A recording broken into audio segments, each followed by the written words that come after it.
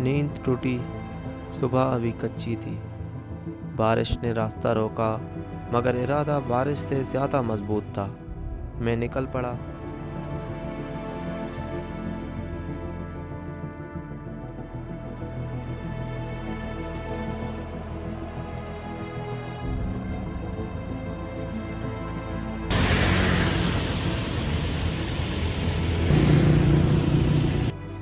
कुछ चीज़ें वक्त खुद तय करता है, टिकट बस लाजमी इंतज़ार वसूल करें। करना सीखना पड़ता है।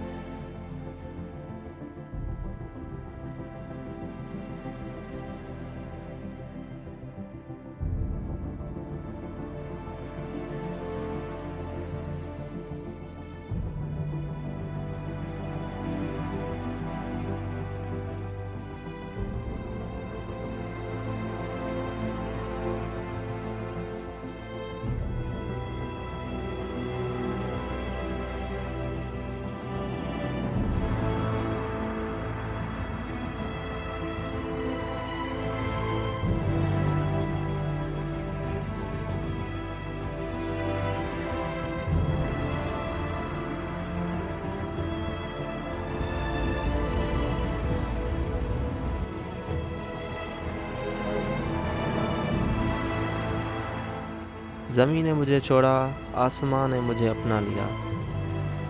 बादल अब मेरी सरहद थे।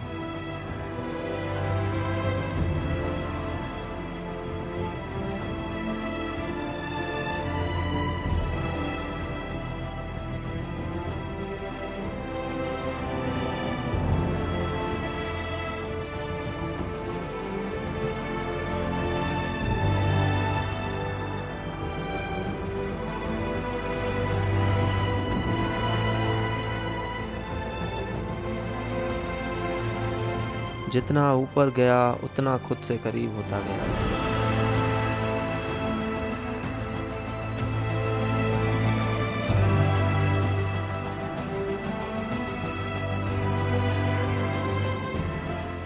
जैसे ये चढ़ाई ज़मीं की नहीं, रूह की थी।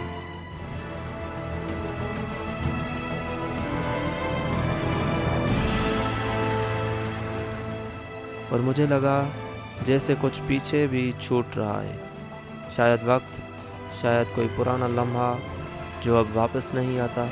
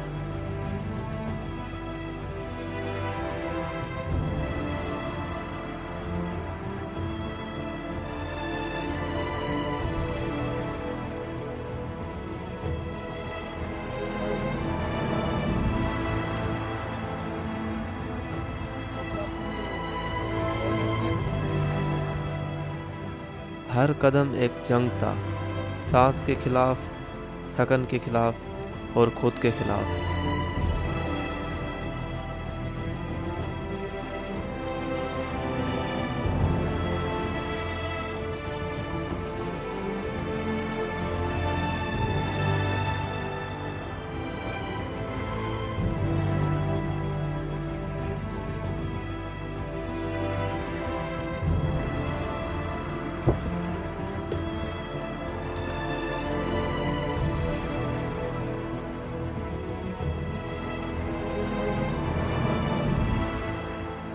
जिस्म थकता गया मगर रूह न थकी। सांस फूलती गई मगर इरादा खुदी का निशान था, और खुदी कभी हारती नहीं। आखिरी हिस्सा सबसे मुश्किल था। चढ़ाई बहुत ज़्यादा ऊपर थी, सीढ़ियाँ अब ख़त्म हो चुकी थी, सिर्फ इरादा बाकी था। जिस्म ने कहा बस, रूह ने कहा अभी थोड़ा और। यही वो लम्हा था जहाँ असली सफ़र शुरू होता है।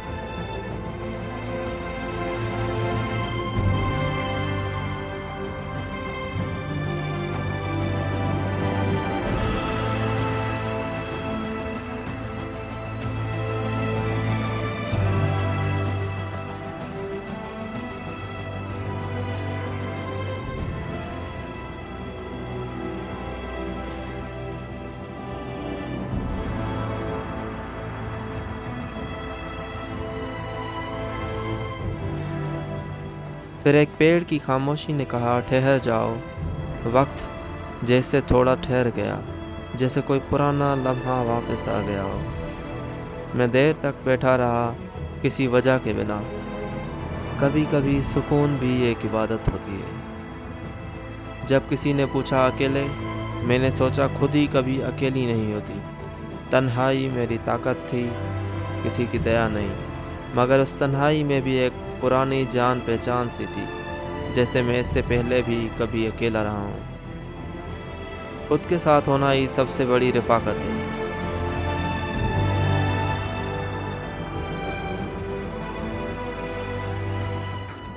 व्हाट्सएप पे लिंक शेयर कर दूंगा। देखो मैं आपको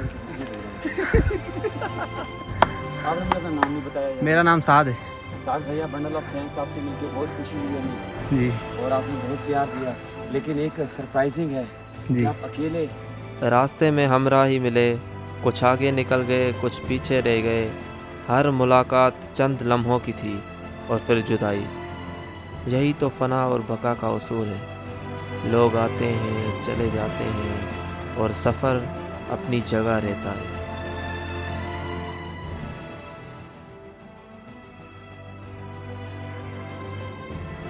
हर मुलाकात में एक छोटी सी विदा भी छुपी हुई थी।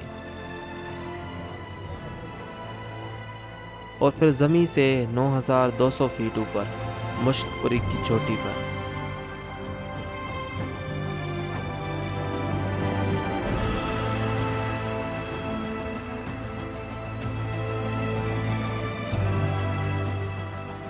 बादल मेरे पाँव छू रहे थे।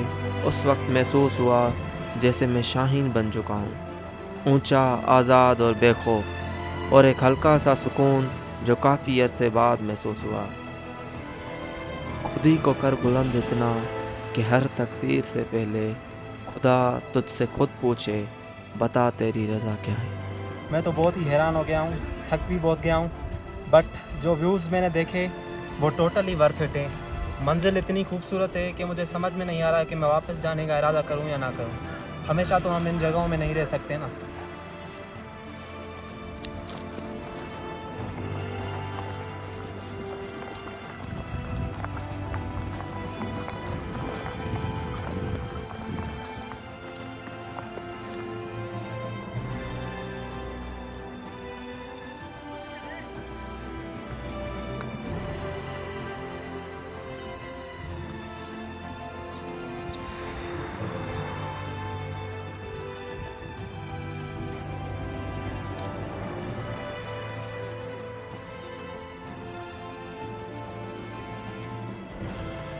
मंजिल और सफ़र दोनों खूबसूरत रहे। मैं ये डिसाइड भी नहीं कर सकता कि ये व्यू, ये मंजिल जो मैं देख रहा हूँ ये खूबसूरत है या मेरा सफ़र खूबसूरत था। जो मैं व्यूज़ आँखों से देख रहा हूँ ना, वो किसी भी कैमरा में कैप्चर नहीं हो सकते। मैं आपको, जो भी मेरी ये वीडियो देख रहा है, मैं उनको ये ज़रूर सजेस्ट करूँगा कि आप लोगों को जो है ट्रैवल करनी, बहुत ज़्यादा ट्रैवल करनी चाहिए। आप लोगों को दुनिया को देखो। इतने सारे मेरे रास्ते में कुछ ट्रिप पे आए हुए थे, बहुत सारे मेरे दोस्त बन गए हैं।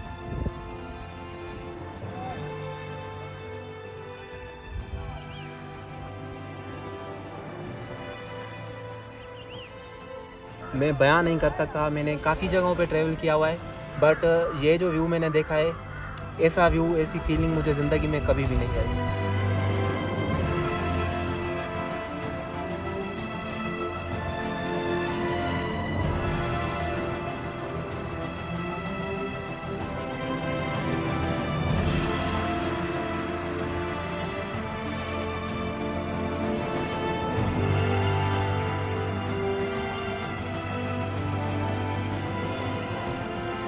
मैं 3 घंटे की हाइकिंग करके यहाँ पे पहुँचा हुआ हूँ।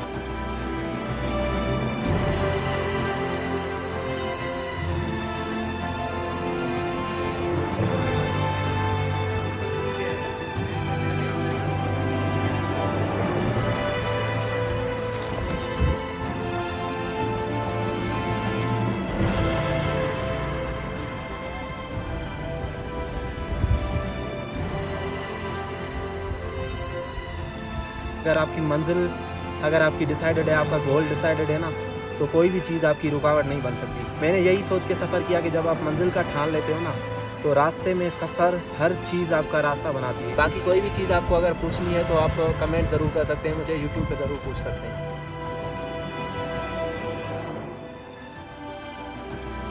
सफ़र कभी रुकता नहीं, खुद ही का सफ़र तो असल से अबद तक है। बस हम थक कर सोचते हैं कि रुक गया है।